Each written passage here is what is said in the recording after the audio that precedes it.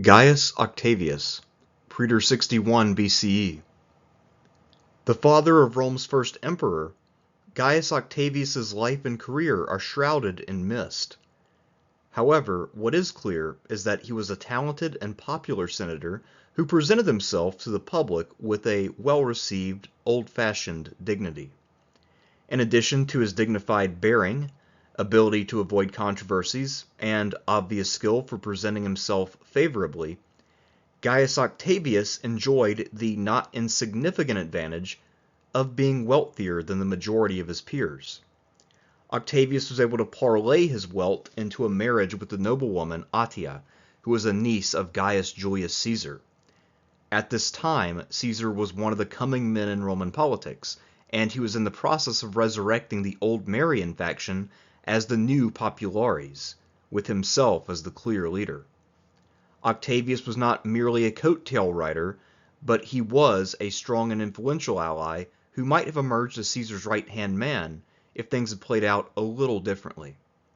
Most of the knowledge we have about Octavius concerns his activities from 62 to 59, when he had become a prominent senior magistrate. Finishing first in the Praetorian elections for 61, Octavius was tasked with running the law courts.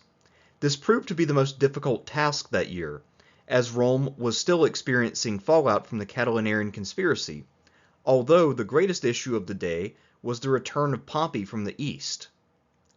Despite operating under fraught circumstances, Octavius performed well and earned near universal praise for his performance.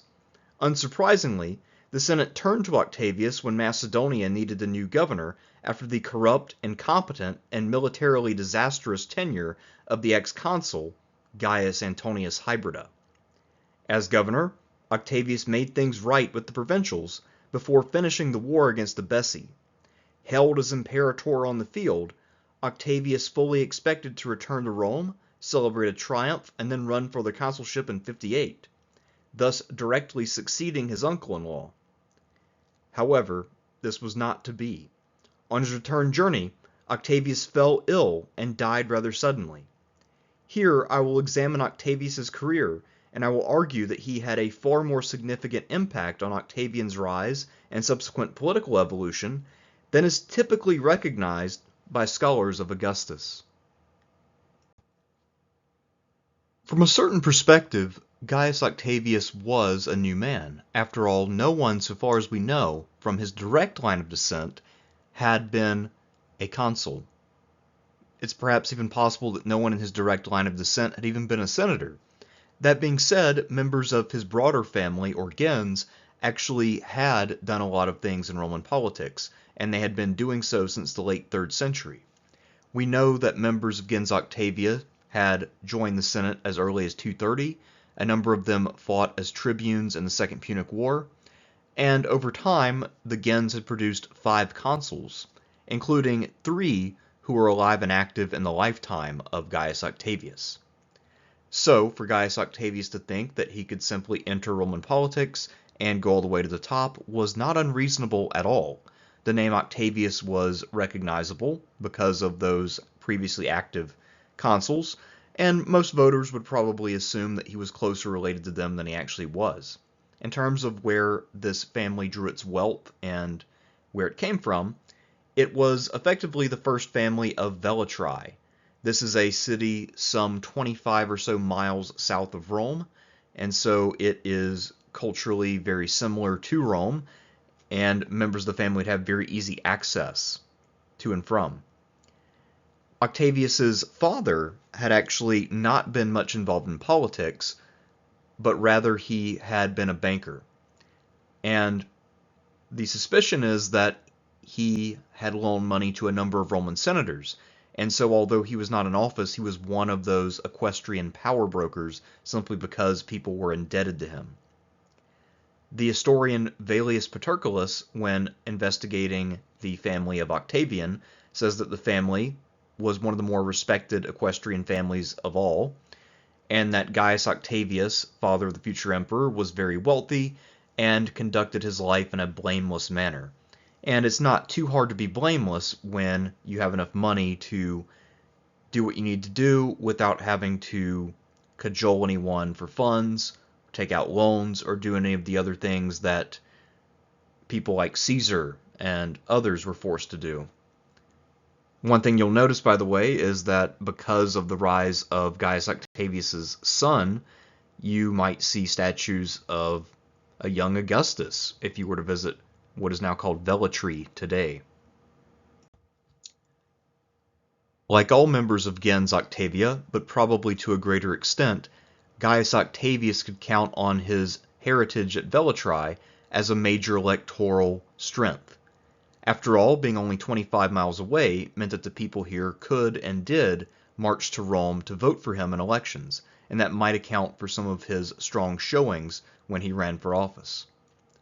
The city of Velletri had been Roman for a very long time. It was one of the earlier conquests, in fact, and so it was a very good asset for all men named Octavius, and that might be why so many of them succeeded. One thing that was already a law in Rome and had been for a long time is that senators were officially forbidden from conducting business. If you were a senator, you were not allowed to be an active banker, for instance. However, this was often overlooked and unenforced. For instance, Crassus continued to be a pretty active businessman despite the fact that he was officially not supposed to be doing anything of the sort. And so, because Octavius is known to be so wealthy, and because he inherited his father's bank, there's a pretty good chance that he was continuing his father's practice of lending money to various senators, or that he had an uncle, cousin, or even a brother who was doing this on his behalf, but they were working hand in glove, where Octavius was referring people to the family bank, and in turn, they were doing him political favors as a part of their agreement. We're not really sure exactly how this would have worked, but there's no reason to think that Octavius would have abstained from taking advantage of his family's bank. And so there's also a pretty good chance that a lot of people in the Senate owed Octavius money, and that if someone had tried to prosecute him, that he would have had no trouble whatsoever in finding ready defenders and witnesses to come forward. And of course, I am alluding to people who owe him money, and therefore be honor-bound to show up and defend him. In the case of most Roman senators, we can only say where they ranked relative to their peers in terms of wealth, but in the case of Gaius Octavius, we can say a bit more, since we know of at least 3 of his estates. Of course, this does not necessarily mean that these are his only 3 estates. We simply only know about these 3. First, of course, is the family estate and bank back at Velletri, and that is south of the Alban Hills, about 25 miles or so from Rome. And there's a good chance that because of this house not being too far from Rome, that Gaius Octavius decided not to get a suburban home. For Roman senators whose primary estate might be farther afield, they typically would get a house in the suburbs beyond the Pomerium. And the reason for that is twofold. One is that it's a little bit more relaxed, but also nearby, so that way they can receive news or take a short break between sessions of the Senate. They could also be there if they still have Imperium and they're awaiting a triumph or whatever. But if you are Gaius Octavius, you could achieve the same thing by simply going back to your ancestral home. So he most likely didn't have a suburban estate because of the proximity of Velletri. We also know that he has another estate at the city of Nola, which is 20 miles east of Naples. So this would be in the vicinity of Campania. This is some of the best farmland in Italy. This was a place where Roman senators wanted to have estates. Of course, the most prestigious estates in Campania were on the coast, and this would not have been one of those. The city was originally founded as a Solon veteran colony. And really the only reason that we know about this estate is because it happens to be the place where he died, and that detail was recorded. And finally, the home that he would have probably spent most of his time in was his home in Rome, on the east side of the Palatine Hill. The Palatine Hill was the most prestigious neighborhood in all of Rome. And I'm not sure which side of it would have been the most desirable, but certainly the Palatine as a whole is the one that people really wanted to be associated with. It's the closest to the Capitoline Hill, where you have the temple of Jupiter Optimus Maximus, and it is also the closest to the Forum and to where the Senate meets. So Gaius Octavius clearly was very wealthy if he was able to afford a home on the Palatine. Cicero, in fact, contracted a great deal of debt to get a home on the Palatine, and he bought this home at a steep discount through a sweetheart deal with Crassus, and still nearly went bankrupt. So this is sort of a good indication of how much wealthier Gaius Octavius is when compared with someone like Cicero. We don't know the precise date of Gaius Octavius's birth. Most likely it was right around the year 100 BCE. In fact, because he's a plebeian, there's a pretty good chance that his date of birth was actually a year or two earlier, and so he actually may have been slightly older than his future uncle-in-law.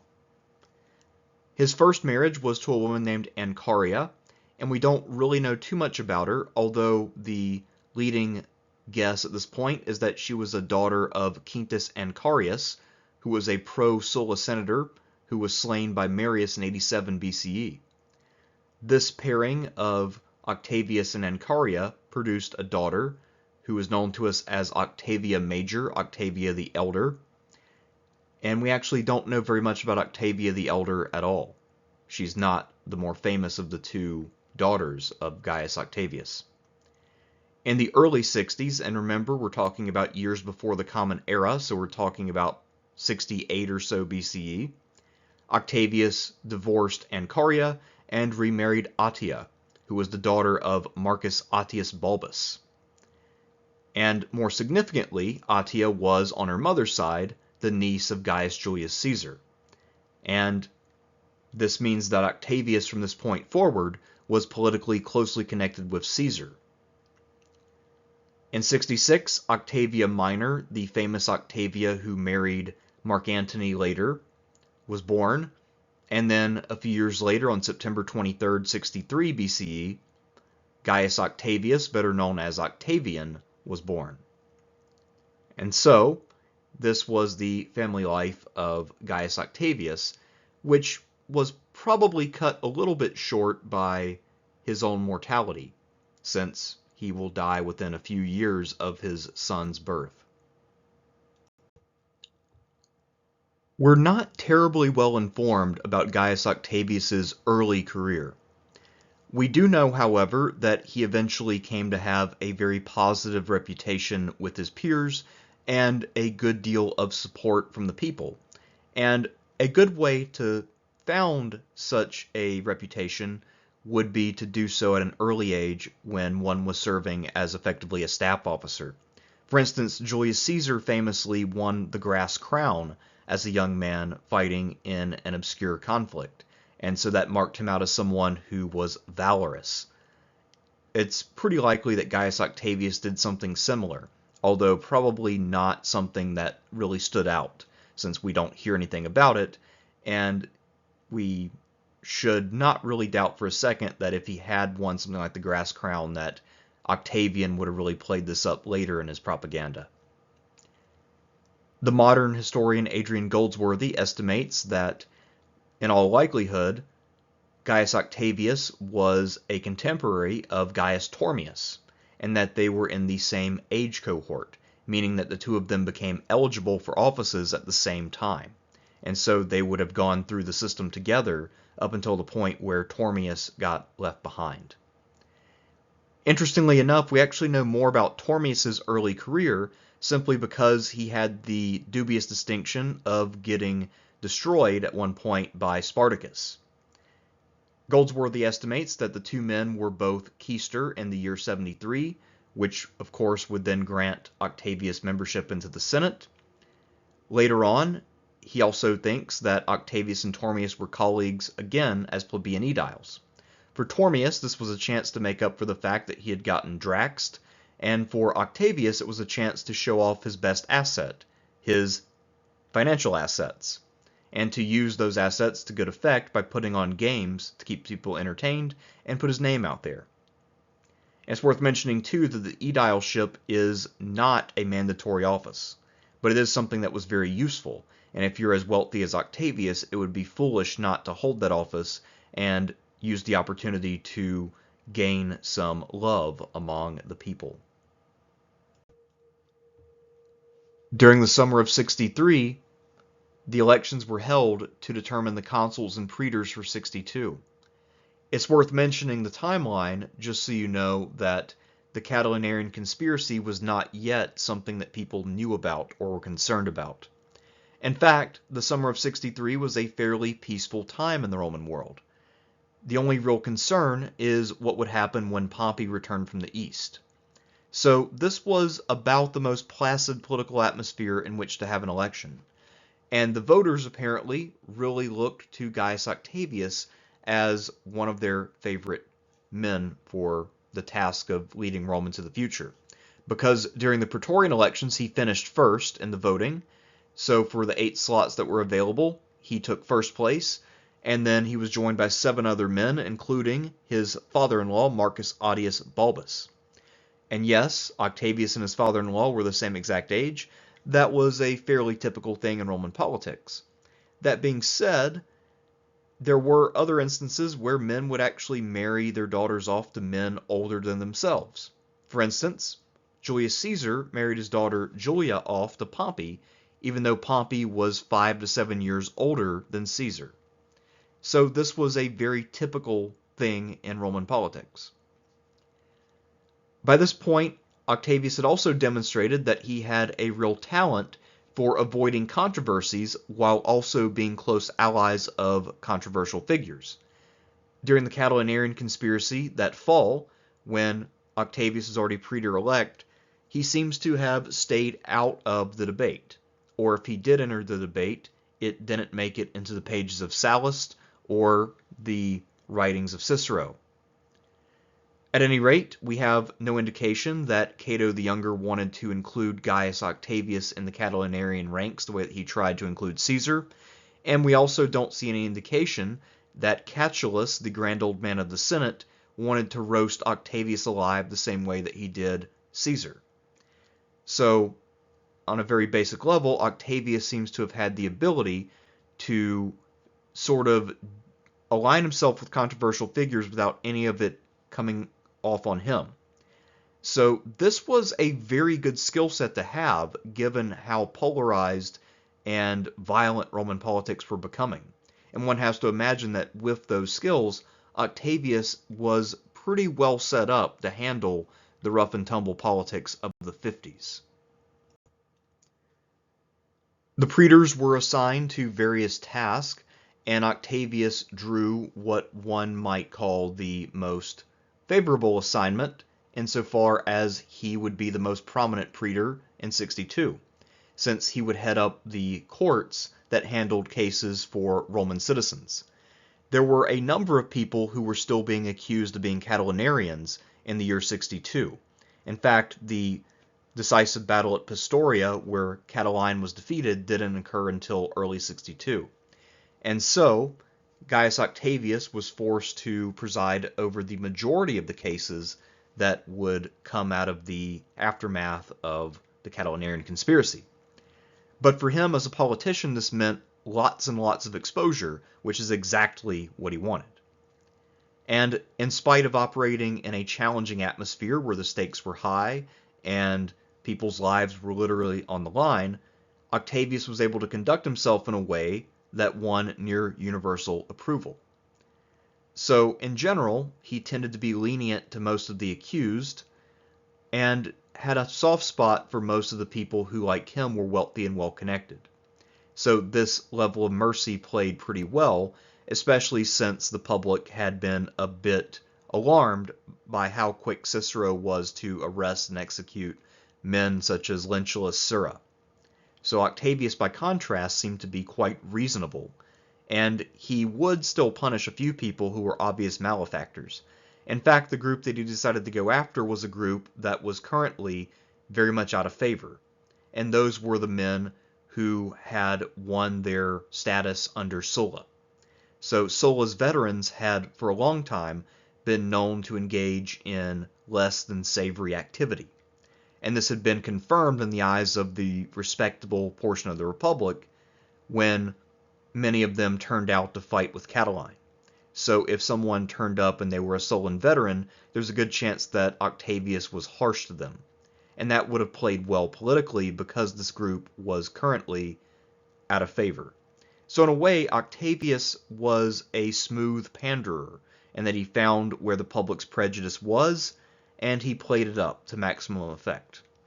But in the end, what he did was to do so in a way that really enhanced his reputation and made the Senate view him as someone who was trustworthy and could handle sensitive and difficult assignments. And that would prove to be the case for the next job that they gave him. Outgoing praetors and consuls drew an assignment that would grant them a province to command for the following year as a pro-praetor or pro-consul, and sometimes those commands could last for a few years. Octavius drew what was undoubtedly the best but also most difficult assignment when he drew Macedonia.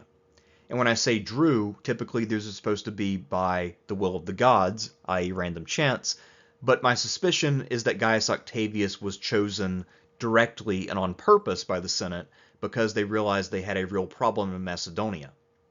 Macedonia for the last few years had been governed by the consul of 63, Gaius Antonius Hybrida, who not only was corrupt and incompetent, but had started a war with some local Thracian tribes and had not been doing so hot up to this point. In fact, this was one of the bigger political scandals in the Roman world, as everyone, regardless of their political affiliation, agreed that Antonius Hybrida was an embarrassment to Rome and had to be removed and replaced as soon as possible. However, before Octavius could get to Macedonia, he and his men were diverted to go to South Italy near the city of Thurii to put down a revolt. Supposedly, this revolt was a mix of survivors from Spartacus's revolt a decade earlier and some ex-Catilinarians who had made their way south. Most likely, this was a pretty small-time affair since Octavius dealt with it very quickly, and also we have to remember that the Catilinarian revolt was mostly in North Italy, so not that many men would have escaped to the south to try to fight another day. Once he got to the Balkans, he found Macedonia in complete disarray because of the complete and total ineptitude of his predecessor. So first he had to set things right with the locals. He made sure that their grievances were heard and also cataloged for a future trial back in Rome. He then tried to correct any kind of irregularities in administration, and then of course he had to take his army and march out to battle the tribes who had been provoked illegally by Antonius Hybrida. The main tribe that he faced here was the tribe closest to Macedonia called the Bessi, and Octavius would emerge victorious. So he would win on a fairly large scale, defeating 5,000 or more Bessi, and this led to his troops declaring him Imperator on the field. That detail of his men hailing him as a victorious general was a necessary precondition for being awarded a triumph. So all in all, although he had dealt with a difficult situation as praetor, and then arguably an even harder situation as pro-praetor, these had both been worth it, because in both cases he had proven himself to be a man of ability, a man the Senate could rely upon, and someone who would always deliver results. So at this point, Gaius Octavius' career is at its zenith, and he can expect reasonably that he will celebrate a triumph in 59 when he comes home, and then he will proceed from there to be consul, most likely in 58. However, fate can be cruel. In 59 BCE, Gaius Octavius was relieved by his successor and began his return journey. However, while traveling, he contracted a serious illness, and it only grew worse as he progressed. Making it as far as his estate at Nola in Campania, Octavius decided that the best course of action was to rest and recuperate in the salubrious conditions in Campania. However, this rest was not nearly enough to cure whatever ailed him, and so, in fact, he worsened and soon after died. This means that he, of course, died during the famous consulship of Julius and Caesar. Had he made it back to Rome, he would have met with a warm welcome from his political patron and ally, Julius Caesar, and no doubt he would have now had a very honored place in the Senate and been one of the major frontrunners for the consulship in the following year. Not to mention that the prestige of him celebrating a triumph would have helped out Caesar, Pompey, and Crassus politically, since he was within their orbit, or so we assume. In fact, we actually have no direct evidence about Octavius's potential role in the politics of the First Triumvirate. He wasn't present when it formed, so we don't know whether he approved of it or not. But we can kind of speculate, depending on whether we think he would have gone along with things or not. Had he joined with the Triumvirate, then he would have been one of the stronger figures within it. He would have been Caesar's major support and Caesar's major protege. At the same time, though, there's a chance that he might have actually opposed the First Triumvirate, that he would instead have gone with the Optimates. And had he done so, he actually would have been a far more formidable opponent than almost anyone they were able to put up at the time. The first option for the Optimates in the early part of the First Triumvirate was Lucullus, but then he came down with what essentially sounds like dementia, and things didn't really get too much better from there. But Gaius Octavius, because of his broad skill set and his political acumen, could have been a second Lucullus. He could have been someone that the Optimates voted all kinds of powers to make him another figure on the level of someone like a Pompey or a Caesar, someone who could offset their prestige. But of course, none of that would happen, and there would be no more great men being produced in the late Republic, men who had really deep, long resumes of success. So Gaius Octavius, when he died, took a lot of possibilities with him. Although, of course, he did leave a son who would shock the world and fundamentally reshape it. When we think about Gaius Octavius's legacy and significance, the first thing that comes to mind is, of course, the fact that he is the father of the Emperor Augustus. That being said, I think that leaving it at that sells him short. He had a brief but exceptional career, and it's very clear from what little we know about him that Gaius Octavius was a very capable politician, he was a competent general, and he had all the tools needed to become one of the major players in Roman politics. Now, perhaps because of the formation of the First Triumvirate, he would not have been able to really shine in the way that, say, one of the triumvirs did, but still, he was someone who would have been a major power player and someone who might have held the consulship even more than once. So his career ending when it did actually had an impact on the way that the 50s turned out. And because of the greater turbulence of the 50s, the deeds of his uncle-in-law, who went on to conquer Gaul, and then the rise of his son, who overthrew the republic that he had served, Gaius Octavius's career has tended to be neglected and overlooked.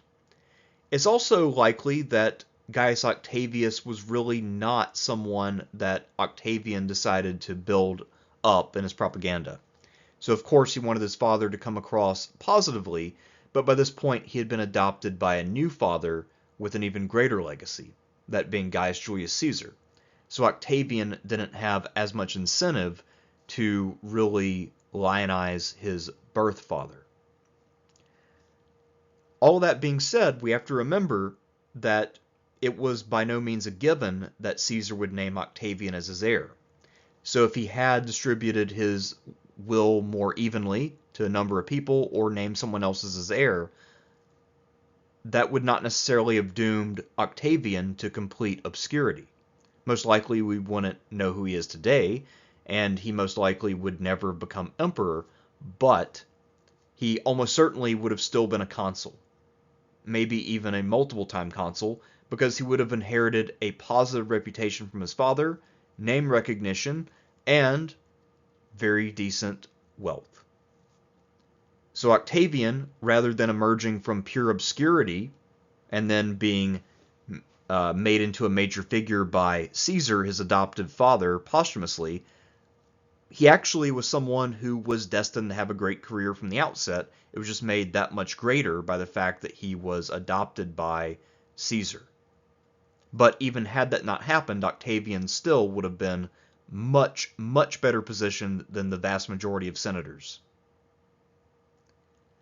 We also have to keep in mind that even though Octavian played up Caesar more than he did his biological father, that he almost certainly grew up curious about his biological father. I mean, how could he not be? He barely met the man. He was only about 4 years old when his father died. So we know from looking at the bust of Gaius Octavius versus his son that clearly Octavian derived his looks from his mother's side of the family. And we can also see, if we look at young Octavian, a very different personality than what his dad had. So young Octavian was known for being cunning and having a temper, for frankly being more like his adoptive father, but in a way that was still less refined and raw. That being said, as he matured and became Augustus, and as he sort of really started to cultivate a careful image, he actually became more dignified and measured like Gaius Octavius. And my contention is that that's not an accident. Most likely, he either asked people what his father was like and decided to live up to that reputation, or someone chastised him for being too much of a dick. And then he was looking for an example to follow, and he ended up becoming more like his father. At any rate, these are just my thoughts on Gaius Octavius, whose career is still a pretty big what if. That being said, my guess is that he really wouldn't want to change anything because of all of the things his son was able to accomplish years later. So, with all that in mind, I will bid thee adieu. I'm Thersites the Historian. Remember to like, comment, subscribe, and check out my Patreon and all of that. So I will see you all in the near future with more Romans of Renown.